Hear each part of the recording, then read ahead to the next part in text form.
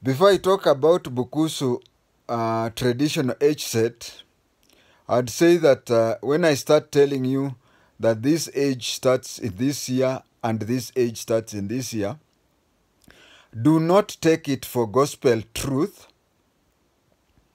but it is through my calculation that I came up with a round figure. So it is an round figure that will make you understand. Because some of these things, if I tell you that a certain age group was there in 1840, anybody who was born in 1840, when I was born, he was already dead. So I have done just my approximation.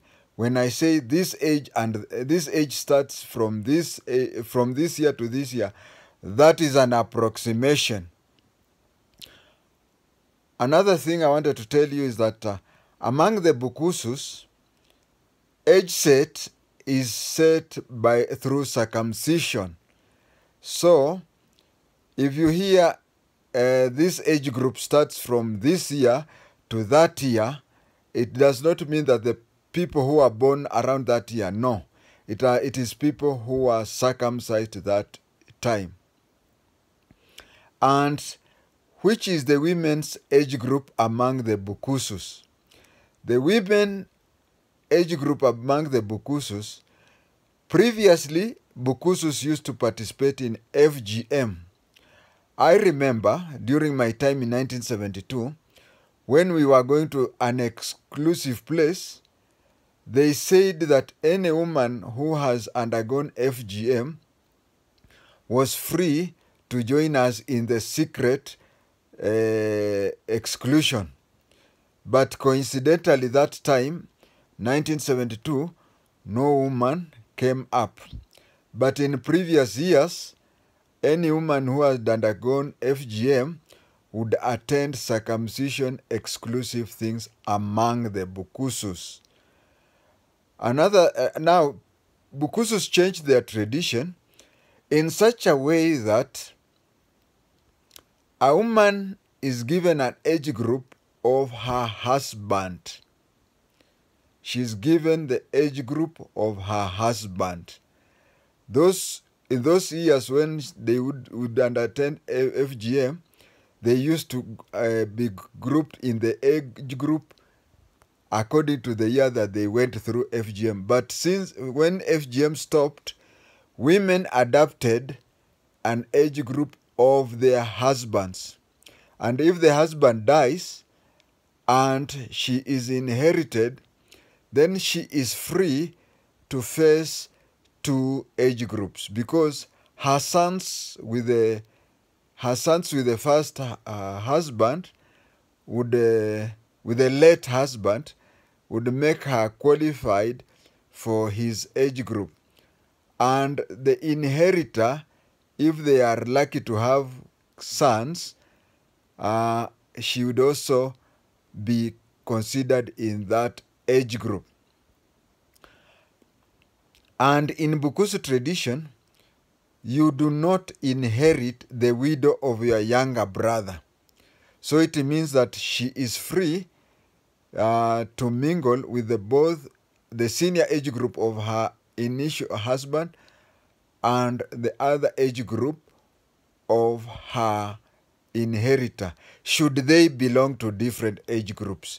Because there are occasions where you find that the late husband used to be in a certain age group in those first few years, and the inheritor is among the last age group. Okay, let me say, for those people who are born in 1970s, her husband could be born 1970, and she could be inherited by a brother-in-law who was born in 1979.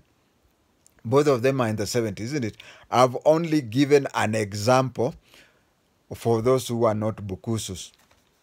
And by Bukusu, I mean Northern Luhyas. Northern Luhyas, Tachoni, Cabras, and Banyala of Navajolo.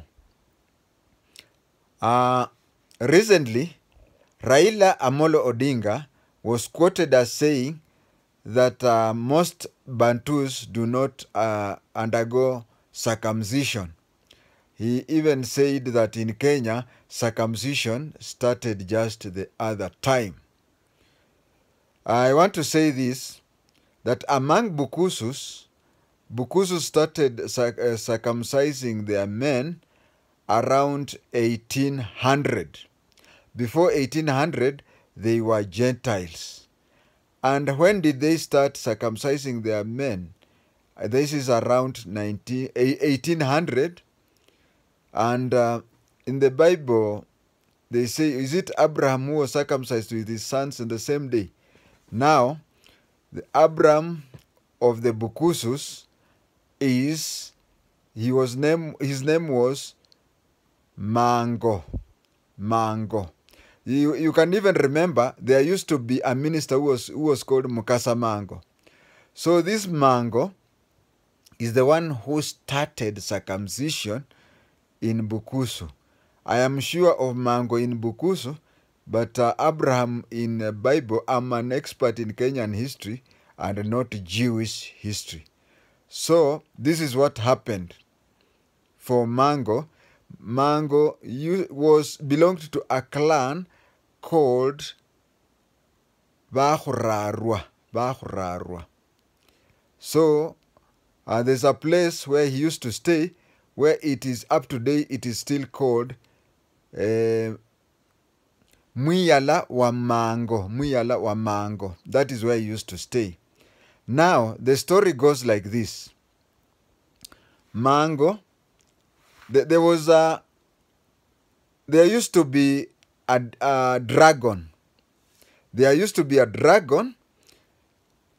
If you want to know what a dragon is, Google Chinese dragon and you'll see it.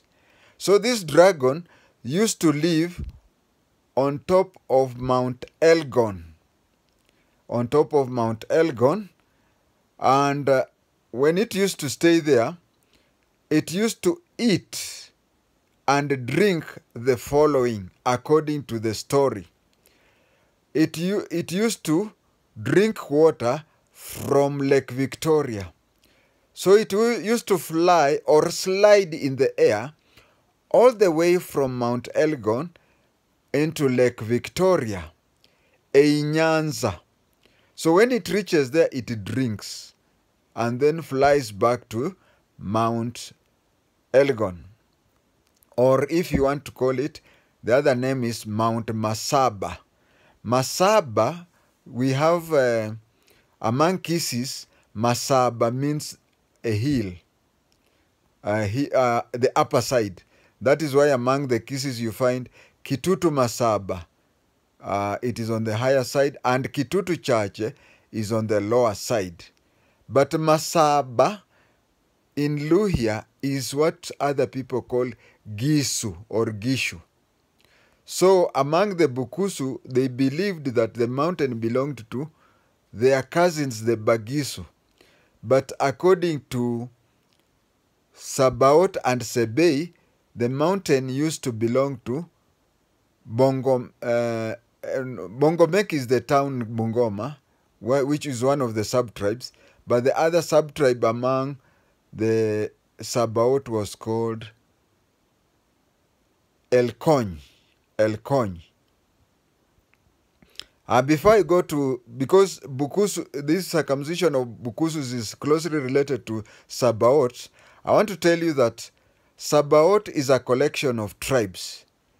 Sabin, standing for Sabaot, then Bongomek, which counts for Bungoma, then Tachoni. Tachoni are Luhya, but they are considered to be Sebei. So that is why you find Sabaot, T for Tachoni. Sabin, Bongomek, and Tachoni, which also forms Sebei and Sabaot. Now, Bukusus borrowed circumcision from the Sabaot, and you'll find that the Bukusu age set is similar to Kalenjin. It is only that the pronunciation is different.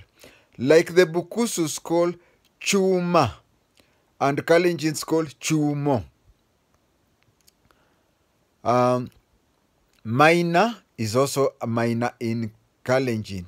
So Bukusus borrowed from Kalenjin Sabaot. And it was through this person called Mango. How does this Maembe come in? This Mango, when this of course I'm joking when I call mango Maembe, but it is the name is Mango. It used to slide, and when it is hungry, it used to hit the people, human beings, top of the head, somewhere here. It would hit that place and drain the brain, just like an injection where they want to wanaweka dawa kwa injection thing. So it would do that, and the person would fall down and collapse. So it would continue drinking people's brain all over, throughout, until it was satisfied. Warriors came up and said, why can't we fight these people, fight this dragon? The warriors would come, wanakula moriao, they are ready to fight the dragon. And you know, when the dragon is coming, it used to rumble like thunder. It used to rumble like thunder. And by the time it appears, just the thunder alone, you'd find that the warriors have run away. They have left there their swords. They have left there their spears. They have left there their arrows. They have left their bows. So it continued that way. Then Mango from Bahurarua clan one day thought, I think if it was these days, he would have been given a PhD. He thought and requested women to prepare hot porridge for him. And they prepared hot porridge on a mud sufuria.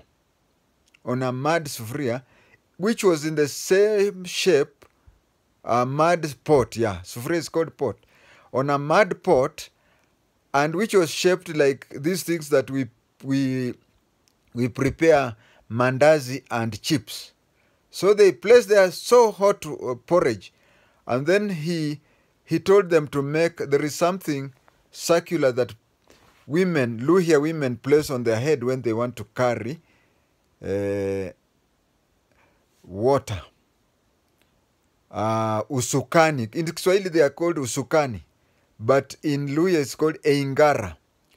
So he said that they placed a lot of it on his head, and then he placed it on his head so that he had no contact with the hot boiling porridge and mud pot.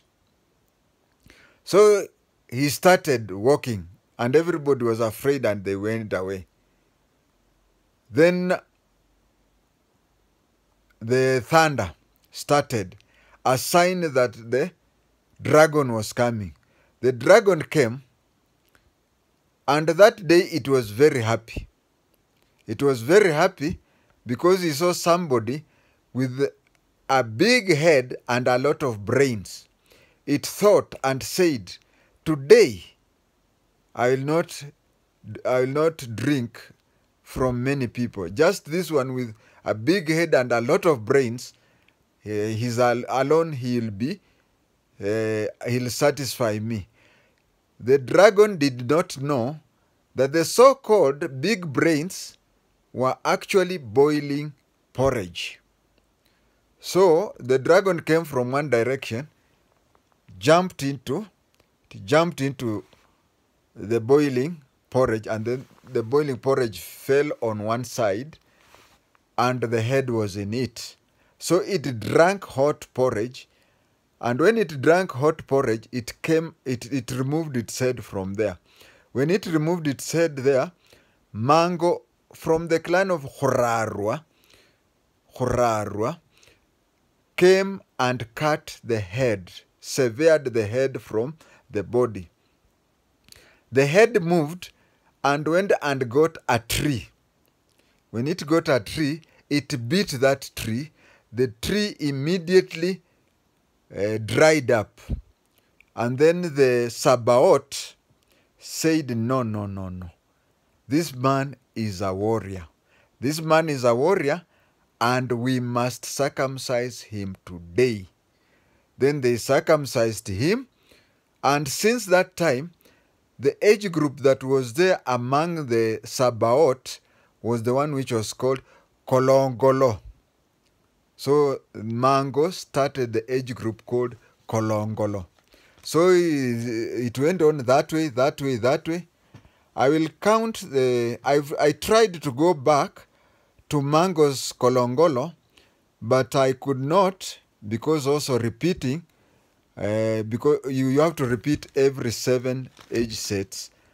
And then I found that I decided to start it from Nyange of 1848. Before I start counting which age group started which year to which year, kindly understand that mine is an estimation. It is an estimation, and age group to another age group takes 10 years. It takes 10 years, but because of, you may find that when they want to start another age group, we are going to have another age group, let's say Nyange. When it reaches that time, they go around looking for Nyange age group who was there 70 years ago. If they find that one of them is still alive, previously before the European came, they could take that person and suffocate him. But when the European came, you don't kill anybody, you leave. So that you find there are some age groups, if you take your pen and paper and count, you may find that some age groups have gone further than 10 years. It's because when it reached a time for naming the next age group, they found out that the person from that age group was still there. So me, I'm a Mchuma, I'm a Juma age group, which is called Mchuma. If it reaches a time for naming another Chuma or Mchuma, and they find that I'm still alive, I'm going nowhere, but if they find I'm still alive, they'll still continue naming that, and you may find they are going to 14, 16, or even 18 years. They have to wait for somebody for that named age group to die so that another group comes in. Now let me, if you have a pen and paper, let us try and calculate Nyange from 1848. Nyange or Vanyange started in 1848 to 1858. They were followed by Minor. Vamina started in 1860 and ended in 1870. From there, there came Vachuma. Vachuma started in 1872 to 1886. Then they came Vasawa. In Kalenjin, Sawa are called Sawe. In Kalenjin, Sawa are called Sawe. So from 1888 to 1898, those were Vasawa. Then 1900 to 1910, there was Vakolongolo. Now, before I continue, you know there is a town in Kitale called Kolongolo. Now, those people who started that town, their fathers were circumcised between 1900 and 1910. They were sons of that age group called Kolongolo, Vakolongolo. That is why they named a town in Kitale Kolongolo. I said Vakolongolo started in 1900 to 1910. Then they came to Vakikwamet. Vakikwame started in 1912 to 1922. Then they came to Kananachi. Kananachi started in 1924 to 1934. Then they came to Kinyikeu. Vakinyikeu started in 1936 to 1946. My own father, Japheth Lando, was a Kinyikeu of 1946. So from Kinyikeu, Vakinyikeu is from 1936 to 1946. Then they came to Nyange 2. Vanyange, but second generation. This one started 1948 up to 1958. Then came minor number 2. Minor number 2, this one are the ones who started in 1960 to 1970. For those of you who know Nyongesa wa Mukanda kwa Sava, he had sung a song called Va Minor. That was in respect for the age group of 1960 to 1970. Then they come to Chuma number 2, Chuma second. Chuma second started in 1972 to 1986. I am a senior of that group. I'm a senior for that group because I am 1972. Now you'll find that we started in 1972, but we were supposed to end in 1982.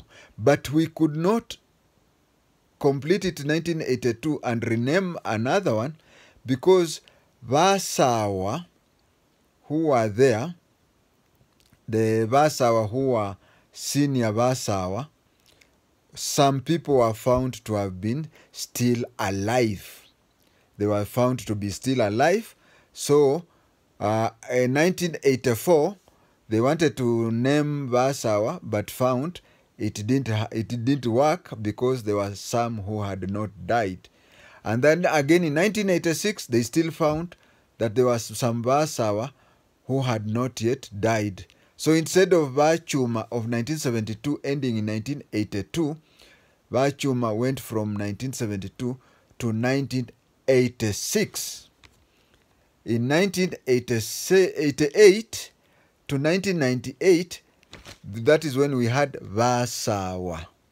And I told you, Vasawa in Kalenjin are called Sawe. Then the year 2000 to 2010, we have Kolongolo 2, which people mock them and say, Vi Kolongolo. Vi Kolongolo is a way of, can I say, diminishing.